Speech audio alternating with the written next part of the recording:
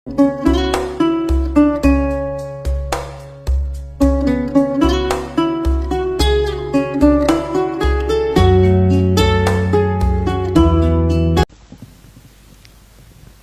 billahi minasyaitonir rajim. Bismillahirrahmanirrahim. Assalamualaikum warahmatullahi taala wabarakatuh.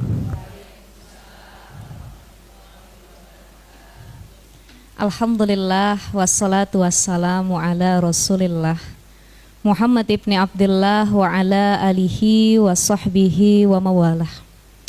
Rabbi srah li sadri wa yassir li amri wahlul 'uqdatam min lisani yafqahu qawli. Allahumma inna na'udzubika min hamazati syayatin wa na'udzubika rabbi ayyahdurun. Qala Allah Ta'ala fil Qur'anil Karim, bismillahirrahmanirrahim, subhanaka la ilma lana illa ma 'allamtana innaka antal alimul hakim.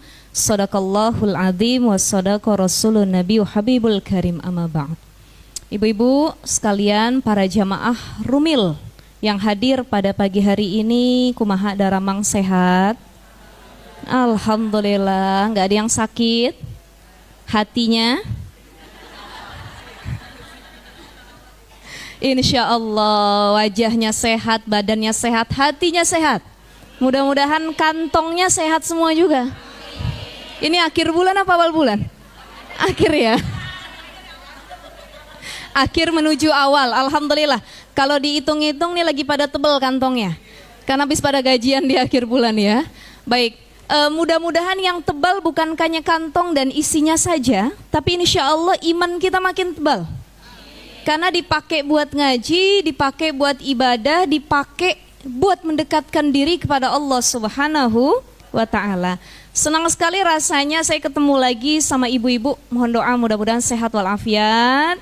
Ibu-ibu juga semua sehat. Pulang dari sini insya Allah ada yang bisa dibawa jadi bekal nanti buat diamalkan dalam kehidupan sehari-hari. Tema kita pagi hari ini menarik. Ria membawa bencana. Ria itu apa ibu-ibu? Pamer kalau bahasa orang kitanya mah ya. Saya kemarin ngajar kitab fikih di dekat rumah saya ya. Itu kebetulan orang-orang kampung tuh daerah Grogol Depok, ada orang sana ibu-ibu, arah Rangkapan Jaya ya. Jadi seperti satu musola. Saya tanya sama ibu-ibu, apa bedanya wajib, sunnah atau mandub ya? Wajib, sunnah, haram, makruh dengan mubah. Wajib dulu deh, apa maknanya wajib ibu-ibu? Tuh karena banyak orang Betawi ya, orang situ asli, wajib itu artinya kudu, ustazah kata. Saya bilang, kudu tuh apa ibu-ibu? Kudu tuh harus. Harus tuh bagaimana? Ya pokoknya harus dilakukan katanya. Nggak ada lagi definisi yang lain. Saya bilang, udah kalau kita mah kenalnya begitu ustazah. Wajib itu kudu, kalau kata orang kampung mah begitu. Saya bilang itu benar. Tapi definisi terkait wajib yang lebih tepatnya adalah mayusabu fa'iluhu wa yu'aqabu tarikuhu, kata para ulama. Wajib itu perkara kalau yang dikerjain mendapat pahala, ditinggalkan berdosa. Ini kayak sholat, wajib apa enggak? Wajib, dikerjain berpahala, ditinggalin dosa. Kebalikannya haram. Haram itu apa? Mayusabu tarikuhu wa yu'aqabu fa'iluhu. Yang ninggalin berpahala, yang ngerjain berdosa. Jadi lawannya wajib adalah haram. Jadi kalau orang kampung ditanya jawabannya simpel, kudu. Kalau haram apa bu? Kagak boleh katanya. Udah, saya bilang, ya udah, itu definisi ibu-ibu ya. Yang penting sholatnya jalan, ibadahnya jalan. Tapi setelah diberi pemahaman, alhamdulillah lumayan terbuka sedikit gitu ya ibu-ibu ya. Nah, sampai mana kita? Lupa saya tuh. Lanjut. Kudu, sampai kudu. Kudu kita lanjut lagi ini ya. Ria membawa bencana. Ria itu kata para ulama asal katanya ru'yah. Nah ru'yah itu secara fi'il madinya ro'a, ya, ro'a. Artinya pengen dilihat.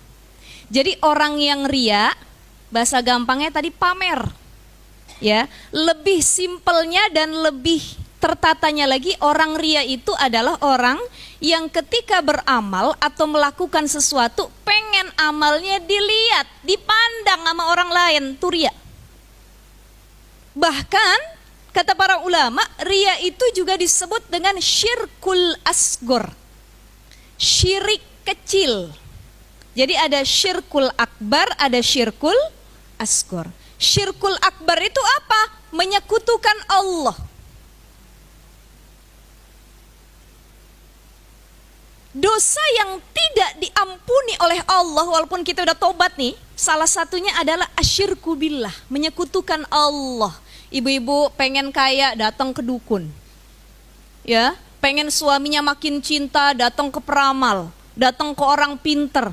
Ada Bu yang gara-gara pengen suaminya nempel terus, dia taruh darah haidnya itu di minuman suaminya. Ada ustazah, banyak kejadian kayak begitu. Ini sudah menyekutukan Allah. Asyirkul akbar, pengen kaya, minta sama pohon, pengen ini, pengen populer, pengen punya jabatan, dia datang kepada selain Allah. Maka orang-orang yang seperti ini adalah orang yang sudah menyekutukan Allah Subhanahu wa taala. Jadi siapa yang datang man atakahinan au arrafan, dia datang sama dukun, dia datang sama orang pinter, dia datang sama peramal yang katanya bisa memberikan segala-galanya ya, itu enggak diterima sholatnya 40 hari 40 malam.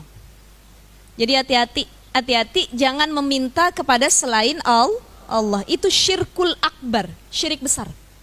Jadi kalau pengen punya jabatan, popularitas, apapun yang pengen kita capai harus dengan kemampuan kita dan tawakal kepada Allah. Itu yang pertama. Yang kedua ada syirkul asgor, syirik kecil. Nah, syirik kecil itu salah satunya adalah ria. Pamer, pengen dilihat sama orang. Dia beramal bukan karena Allah, tapi beramalnya karena pengen dipuji oleh manusia. Makanya kata Imam Ali bin Abi Thalib, siapa Ali bin Abi Thalib itu Bu? Mantunya Rasul plus sepupunya Rasul. Rasul punya paman namanya Abu Thalib. Abu Thalib punya anak namanya Ali bin Abi Thalib. Rasul punya anak namanya Siti Fatimah nikah, suaminya namanya. Jadi Ali ini sepupu juga, mantu juga. Apa kata Imam Ali karamallahu wajhah? Orang ria lil muroi salasu alamat. Orang pamer sama ria cirinya 3. Ya, cirinya 3. Yang pertama, yaksalu idza kana wahdah. Orang ria itu dia males kalau lagi sendirian, nggak ada yang ngeliat, nggak ada yang mandangin ibadahnya, nggak ada yang nengok amal dia males. Udah deh, nggak ada siapa-siapa, nggak bakal ada yang muji saya. Yaksalu idza kana wahdah, lagi sendirian, dia males, dia nggak mau ningkatin ibadahnya. Selanjutnya dia gemar melakukan maksiat. Jadi kalau kata Imam Al-Ghazali, orang ria itu kalau lagi sendirian dia maksiat, kalau lagi ramai orang dia berani nahan dirinya untuk tidak maksiat. Tuh, yaksalu idza kana wahdah. Jadi kalau kita mau lihat ibu-ibu, bagaimana diri kita yang sebenarnya, lihat kalau lagi sendirian. Jangan kalau lihat lagi di taklim, di pengajian, lagi kumpul sama teman, hoax itu. Nggak semuanya benar, betul ya Bu ya? Tapi lihat bagaimana diri kita saat sendirian. Suami nggak ada, anak nggak ada, keluarga nggak ada, kita di rumah sendirian. Ngapain? Oh, yang kita buka akun gosip. WA-WAan sama teman, ngomongin orang. Yang kita buka hal-hal yang tidak baik. Nah itu bisa dinilai diri kita yang sebenarnya tatkala kita saat sendirian. Jadi kata Imam Ali yang pertama, orang ria males kalau lagi sendiri, kagak ada yang muji. Yang kedua, ciri orang ria, wayan syatu idza kana finnas. Kalau lagi rame orang, banyak orang di tengah keramaian, dia rajin, bukan main Bu. Sholat duha yang biasanya 2 rakaat, 20 rakaat dia lakukan. Lagi rame orang, ya. Sholat sendirian biasanya cuma 5 menit, 10 menit kelar. Tapi gara-gara ada mertua, setengah jam itu sholatnya baru kelar. Takbirnya dia panjangin, Allah. Sampai kedengeran kata mertuanya bilang, ya Allah, mantu gue emang soleha bener katanya. Takbirnya aja panjang luar biasa katanya. Ini hati-hati nih, kita jangan sampai ketika ramai orang, kita berusaha memperlihatkan amal terbaik, pengen dipuji. Yaksalu idza kana wahda wa yansyatu idza kana finnas. Ramai orang ditambahin sedekah, ada kawan di samping. Kita ngeluarin 50.000, malu ah, cepet deh kita keluarin. Tapi kalau nggak ada orang, cepet itu minta kembalian sama panitia, tolong kembaliin 99.500 ya. Kenapa? Iya nanti buat belanja lagi soalnya. Nah ini yang harus jadi reminder buat kita, yang harus jadi muhasabah. Apakah amal kita benar-benar tulus lillahi ta'ala? Itu yang membedakan orang ria atau tidak. Dari niat awalnya lillahi ta'ala atau linnas. Tujuannya manusia atau tujuannya Allah. Kalau tujuannya Allah, dipuji nggak masalah, nggak dipuji nggak masalah.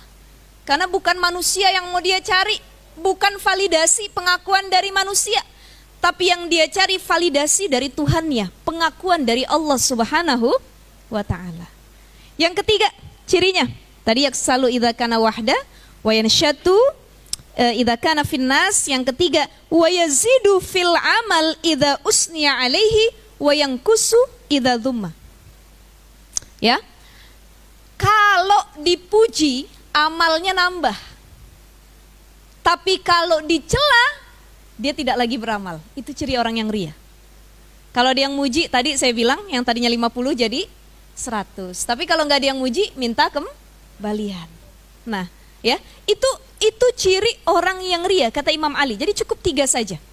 Lagi sendiri males, lagi rame orang dia rajin, ya, berubah dari biasanya. Dan yang ketiga, kalau dipuji dia nambah amal, kalau dicela dia mengurangi amalnya. Ya ibu-ibu sekalian ya, Ustazah, ya Allah ya Rob, susah banget untuk nggak ria Ustazah. Karena setiap kita pasti pernah terbesit ria nih dalam hati nih, betul nggak Bu? Siapapun itu, mau ibu-ibu sebagai jamaah, mau saya sebagai penceramah, orang yang kaya raya, yang punya jabatan, yang punya popularitas, yang punya kuasa dan lain sebagainya, ada istilah pencitraan.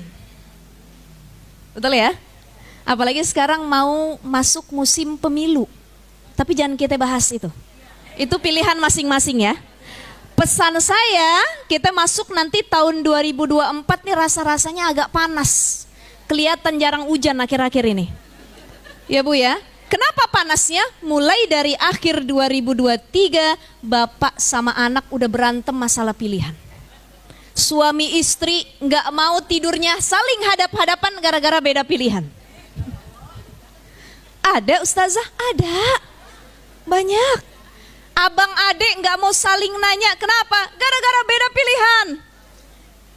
Ditakutkan nanti 2024 gara-gara beda pilihan ada yang sampai menghilangkan nyawa. Na'udzubillah min zalik. Itu nanti tahunnya politik tahun depan. Jadi mau beda pilihan, ibu nyoblos siapa, saya nyoblos siapa, itu hak masing-masing. Kita punya pandangan tersendiri, kita punya pilihan tersendiri, silahkan. Tapi jangan sampai dengan membela pilihannya akhirnya sama keluarga sendiri memutuskan tali silaturahim. Ya Bu ya. Na'udzubillahi min zalik. Baik. Selanjutnya tadi kita sudah tahu tuh ciri orang ria ada 3. Ya. Ria termasuk syirik kecil, menyekutukan Allah. Tapi yang syirkul asgor, kecil ya. Kemudian lagi yang kedua, Imam Ali sudah menjelaskan bagaimana 3 ciri orang yang ria itu. Yang ketiga, Syekh Izzuddin bin Abdussalam dalam bukunya Maqasidur Ri'ayah li Hukukillah itu juga menjelaskan ria itu biasanya timbul di 3 keadaan. Kalau kita mau beramal, ini kita bicara ria dalam perkara ibadah dulu. Ya. Karena kalau ria dalam perkara duniawi rata-rata begitu. Pasti. Ya, tapi kalau dalam perkara ibadah ini yang harus kita wanti-wanti. 1, kata Syekh Izzuddin bin Abdussalam, ada orang terbesit ria. Ria ini tempatnya di hati, Bu. Jadi tiba-tiba hadir aja. Kayaknya gue paling cakep suaranya di sini katanya. Kayaknya saya paling cantik hadir di sini dan lain sebagainya. Kayaknya amal saya paling banyak nih gitu ya. Nah ini terbesit ria. Jadi yang pertama, terbesit ria sebelum dia mulai beramal. Dia mau sholat, belum mulai takbirnya, belum mulai sholatnya, udah ada niat ria dari pas dia ngambil air wudhu. Paham ya Bu ya? Kita wudhu, masuk masjid, kita merasa kita yang paling alim. Kita yang merasa kita paling bagus lah ibadahnya. Sudah punya wudhu, baru mau masuk ke masjid langsung kepikiran. Kayaknya sholat saya itu paling bagus nanti di antara yang lainnya. Bacaan saya paling bagus di antara yang lainnya. Maka saya harus perlihatkan bagaimana gambaran sholat pada diri saya. Tuh, jadi sebelum beramal dia sudah ria. La yanwi bi amalihi illa birriya. Dia tidak beramal lagi karena Allah, tapi niatnya dipuji sama manusia. Biar dilihat, dipuji. Disanjung-sanjung. Tuh, satu kondisinya ketika belum mulai amal, udah ria. Di sini. Yang kedua, mau beramal, kemudian timbul ria. Artinya ketika amalan itu dimulai, kita tumbuh rianya. Tadi, ngangkat takbir, misalkan. Allah, kita tahu nih samping kita ada mertua. Allah, dikencengin.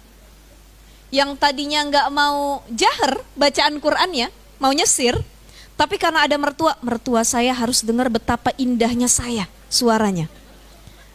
Saya tiap hari belajar tahsin di Rumil, saya bisa jadi qori'ah dan lain sebagainya, dia harus dengar bacaan Fatihah saya. Alhamdulillahirabbil alamin gitu. Misalkan ya Bu ya. Jadi cengkok-cengkoknya aja itu dihadirkan. Padahal tadinya niatnya pengen sir bener-bener lebih khusyuk kepada Allah, tapi karena ada something, ada someone, ada seseorang di sisinya, dia rubah amalnya, dia rubah niatnya di awal banget. Baru niat sholat, usolli fardhu subhi raka'ataini mustaqbilal qiblati adaan lillahi ta'ala. Allah. Pelan dia nih takbir. Hu akbar. Allah. Biasanya gitu kan ya. Nah ini nih kalau kita belajar fikih, ibu-ibu, ini sudah dibahas berkali-kali ya kalau dalam pembahasan fikih. Kalau masuk dalam kitabus sholah, pembahasan sholat, niat itu dikerjakan kapan Bu? Sebelum takbir atau saat takbir? Sebelum atau saat? Saat takbir. Kalau sebelum takbir namanya bukan niat, tapi talafus, pelafasan. Ya, pelafasan. Nah, kalau dalam mazhab Syafi'i talafus tuh sunnah gitu ya. Artinya ada beberapa mazhab yang mewajibkan talafus sebelum sholat. Allahu Akbar itu lisannya ngomong takbir. Allah, tangan yang ngangkat, hatinya niat. Jadi dibarengin, ya. Maka niat itu qasdu syai'i muqtarinan bi fi'liha ya. Wa mahaluha fil qalb. Tempatnya niat itu di hati, baca niat atau memulai niat ketika amal di awalnya itu. Ibu deh, niat puasa Ramadan, itu kapan niatnya? Malam, tapi afdolnya ketika sahur. Ya, sambil kita sahur, kelar makan kita niat. Nawaitu shauma ghadin an adai gitu ya. Nah itu sama seperti sholat.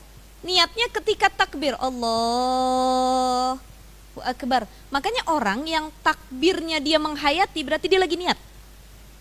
Tapi kalau orang yang takbir, itu kapan niatnya? Gitu. Ya, oke, berarti masih memahami niatnya itu sebelum takbir. Itu namanya talafus. Talafus itu menguatkan kita biar kita nggak lupa kita mau sholat apa. Kadang-kadang niatnya sholat subuh, talafusnya sholat zuhur. Saya niat sholat subuh, usolli fardhu zuhri. Salah katanya. Sering nggak begitu Bu? Sering ya? Nah itu talafus tuh menguatkan. Ketika kita mau niat sholat ini dibaca, baru saat takbir kita ingat, Allah, saya niat sholat subuh.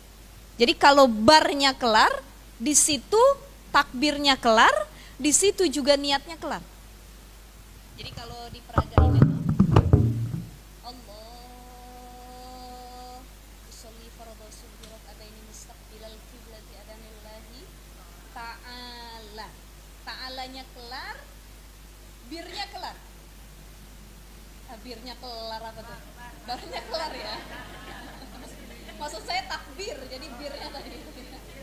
Takbirnya kelar, Allahu Akbar. Lisan yang ngomong Allahu Akbar, hatinya usolli fardhu subhi raka'atain lillahi ta'ala.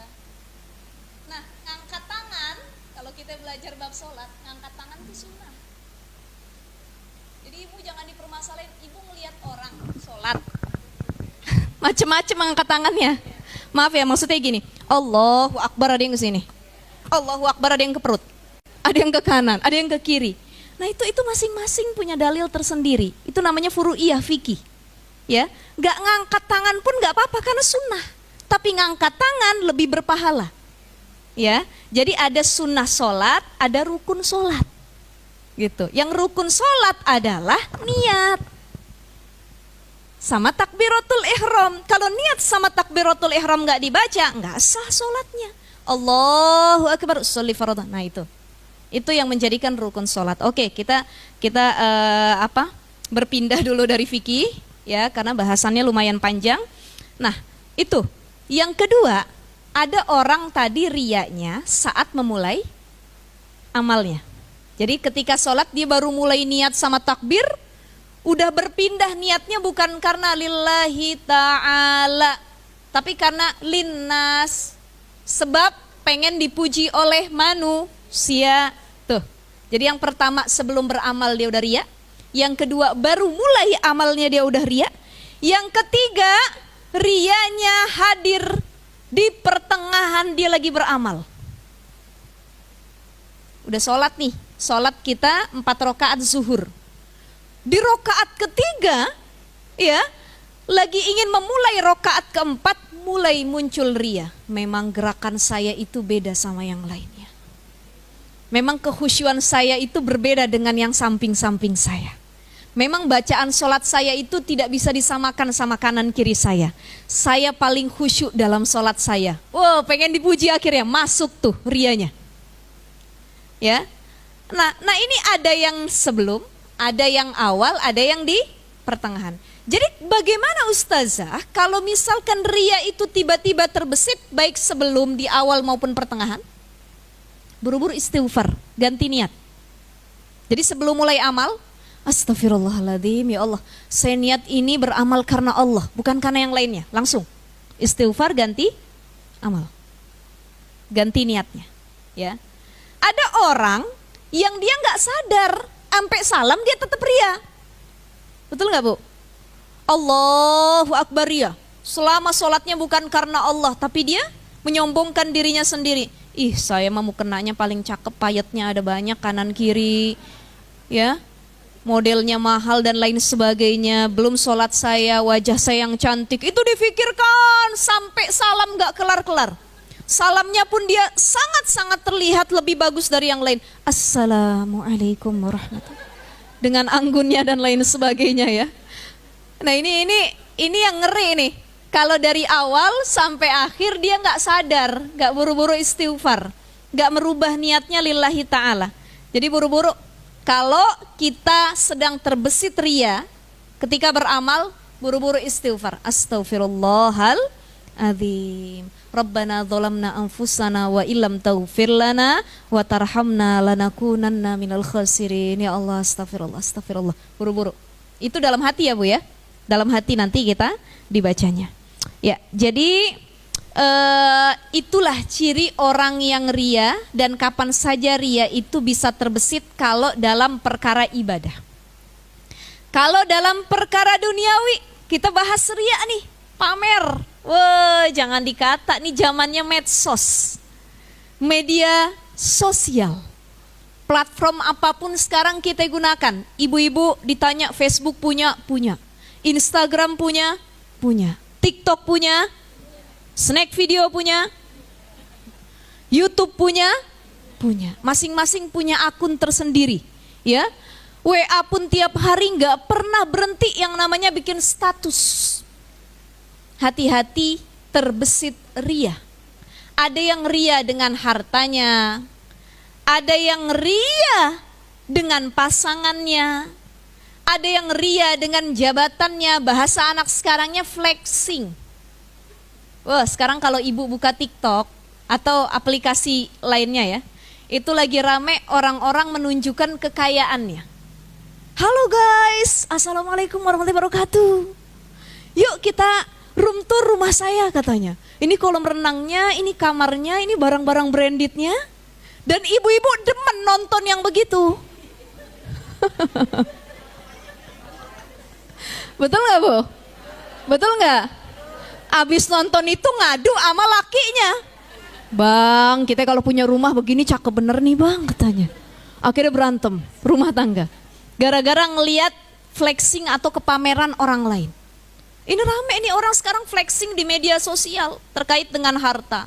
Bahkan mohon maaf sekali banyak yang ibadahnya juga jadi bahan flexing. Kemarin tahun 2023 adalah tahun di mana orang berlomba-lomba berangkat haji. Rame kemarin haji nih. Dan banyak yang haji itu dari para influencer, public figure, artis. Rombongan mereka berangkat semua. Betul ya Bu ya? Karena kemarin tahun 2023 ini semua visa masuk. Jadi lumayan agak longgar keadaan di Saudi kemarin. Jadi yang pakai visa ziarah masuk, pakai visa turis dia masuk, yang pakai visa umroh dia udah mukim di sana berapa bulan dia masuk, ya. Jadi bukan hanya yang pakai visa furoda. Kalau furoda kan bayarnya mahal, ya. Jadi bisa langsung tahun itu juga berangkat, cuman kuotanya nggak lebih dari 3.000. Selebihnya apa? Visa ziarah, visa turis dan lain sebagainya. Dan itu banyak yang memanfaatkan, yang pakai adalah para public figure. Mulailah orang-orang yang nggak bisa haji, dia sedih, dia ngelihat media sosial. Wah, public figure ini berangkat. Mulai dari awal naik pesawat dia bikin vlog. Hai guys, alhamdulillah kita dapat kelas bisnis, makannya seperti ini dan lain sebagainya. Turun dari pesawat, dia videoin tuh tangga pesawatnya. Alhamdulillah katanya ABCD dan lain sebagainya. Masuk hotel, dia room tour hotelnya. Alhamdulillah kita di Mekah dan Madinah hotelnya bagus sekali, makanannya enak dan lain sebagainya. Hati-hati. Kita nggak pernah tahu sih sebenarnya niat orang itu bagaimana ya. Tetapi flexing di zaman sekarang itu sangat berpengaruh terhadap kehidupan orang lain. Gara-gara flexing yang berlebihan, orang-orang itu banyak yang tidak bersyukur akhirnya dengan kehidupan kita, Bu. Betul nggak? Orang kalau dapat nikmat dari Allah, kita tahu nikmat ini bisa jadi ujian. Saya sudah pernah sampaikan sebelumnya, ujian tuh kan ada dua. Ya. Wa nabluukum bisyarri wal khairi fitnah. Kita diuji kadang-kadang dengan kesedihan, ditinggal orang tersayang, meninggal dunia, kehilangan harta benda tuh bisyarri wal khairi, tapi kadang-kadang kita diuji dengan kesenangan. Punya suami ganteng, hartanya banyak, anaknya banyak, popularitas, jabatan, kuasa dan lain sebagainya. Itu juga ujian. Dulu Khalifah Umar bin Abdul Aziz. Ibu kenal? Nggak kenal. Khalifah Umar bin Abdul Aziz diangkat jadi raja Umayyah kala itu. Ya, ini sifatnya nggak jauh beda sama Umar bin Khattab yang memimpin masyarakat Muslim kala itu luar biasa. Dalam sejarah itu diceritakan bagaimana kepemimpinan Umar bin Abdul Aziz dengan Umar bin Khattab. Umar bin Abdul Aziz ketika beliau diangkat jadi pemimpin, apa yang dia ucapin? Beliau nggak ngomong alhamdulillah, ya. Beliau nggak pencitraan, nggak. Ya, saya bisa memimpin masyarakat dengan sebaik mungkin. Saya akan berjanji A, B, C, D, enggak. Yang dikatakan oleh Umar bin Abdul Aziz ketika dapat amanah memimpin tersebut, beliau mengatakan inna lillahi wa inna ilaihi raji'un. Loh, kenapa Khalifah Umar? Kok Anda bilang innalillahi lagi. Innalillahi wa inna ilaihi rajiun. Kata Khalifah Umar, karena ini musibah, bukan nikmat. Jadi pemimpin itu ujian. Betul nggak, Bu? Banyak orang yang ketika tiba-tiba jabatannya diangkat sama Allah, ditarik tiba-tiba, dia nangis. Maka hati-hati menanggapi ujian, menanggapin fitnah dunia. Jangan sampai kita berlarut-larut. Itulah nggak bolehnya kita pamer, ria.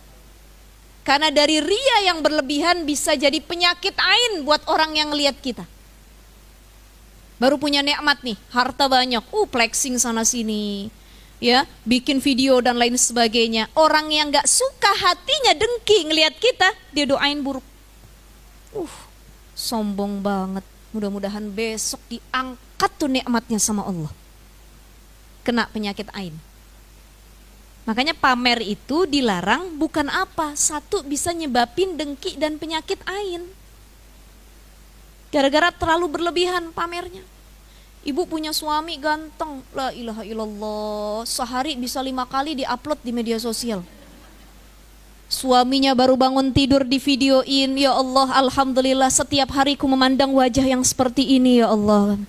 Biarpun lagi ngiler-ngiler suaminya, tapi karena dia bangga pamer di videokan. Suaminya mau makan, alhamdulillah masakanku dipuji oleh suamiku yang tampan, upload lagi. Suaminya mau berangkat kerja pakai pakaian rapi, beginilah penampakan setiap hari yang kulihat di rumah, katanya. La ilaha illallah Muhammadur Rasulullah. Makanya saya sering bilang, nikmat yang kita punya jangan berlebihan, apalagi planning ke depan. Kita kalau punya planning ke depan, jangan dibocorin semua, apalagi di media sosial. Terkadang yang membuat planning dan rencana kita tuh gagal gara-gara ketidaksukaan orang lain mengetahuinya, doa dari mereka. Makanya kalau udah jadi baru kasih tahu orang. Jangan belum jadi baru planning, udah ngomong kemana-mana dan lain sebagainya. Nah, ini berhati-hatilah dengan sifat ria yang bisa menghancurkan diri kita. Jadi ibu-ibu sekalian yang dimuliakan oleh Allah Subhanahu wa ta'ala, apa akibat dan bahaya dari ria? Yang pertama, amalnya sia-sia. Orang yang ria itu amalnya sia-sia, nggak ada yang diterima sama Allah. Kenapa? Karena niatnya tadi buat manusia, bukan lagi nyari ridha Allah. Makanya antara ria dan ikhlas nih bedanya tipis. Mukhlisina lahuddin, orang yang ikhlas buat agamanya, dia ibadah karena Allah, bedanya tipis. Ikhlas tuh bagaimana sih Ustazah? Ikhlas itu ketika tidak lagi terucap kata ikhlas dari mulut kita. Jadi kalau orang masih ngomong saya ikhlas Bu, udah saya maafin, saya ikhlas, itu tandanya belum ikhlas. Karena masih diungkit-ungkit. Coba ibu-ibu sekalian yang dirahmati oleh Allah Subhanahu wa ta'ala, mari kita lihat surah Al-Ikhlas dalam Al-Quran. Bagaimana bunyinya? Qul huwallahu Allahus samad lam lahu kufuwan. Apakah dari surah Al-Ikhlas itu ada tertulis kata-kata ikhlas? Enggak ada. Tapi kita coba tengok surat An-Nas. Judulnya An-Nas. Kita baca bareng-bareng. Qul a'udzu birabb malikin. Ditemukan enggak kata An-Nas di dalamnya? Hampir setiap suratnya, ayatnya ada. Al-Falaq, waktu subuh. Judul suratnya Al-Falaq, di dalamnya ada enggak kata-kata Al-Falaq? Qul a'udzu birabbil, qul ya ayyuhal ka. Nama suratnya Inna a'tainakal. Nama surahnya Al-Hakumut Tak. Nama surahnya. Tapi kenapa namanya Al-Ikhlas nggak ada kata-kata ikhlas di dalamnya? Betul nggak? Itu yang selama ini kita pikirkan tuh, kita renungin. Kok ini cuma surah Al-Ikhlas yang judulnya Al-Ikhlas tapi nggak ditemuin kata-kata ikhlas di dalam surahnya. Itulah orang yang ikhlas tuh begitu. Ikhlas itu tatkala dia nggak nyebut-nyebut lagi. Jadi kalau ibu nge-WA orang, ngirim pesan ke orang, ketemu orang ibu masih ngomong saya mah ikhlas. Itu sebenarnya lagi kesel hatinya. Lagi tidak ikhlas, tapi pura-pura ikhlas. Jadi ikhlas itu ketika nggak terucap lagi kata ikhlas. Ada orang minta maaf. Kita nggak mampu ngomong apapun gitu. Artinya mau mencoba ikhlas. Gitu ya Bu ya. Jadi insya Allah yang hadir orang-orang ikhlas semuanya. Amin ya robbal alamin.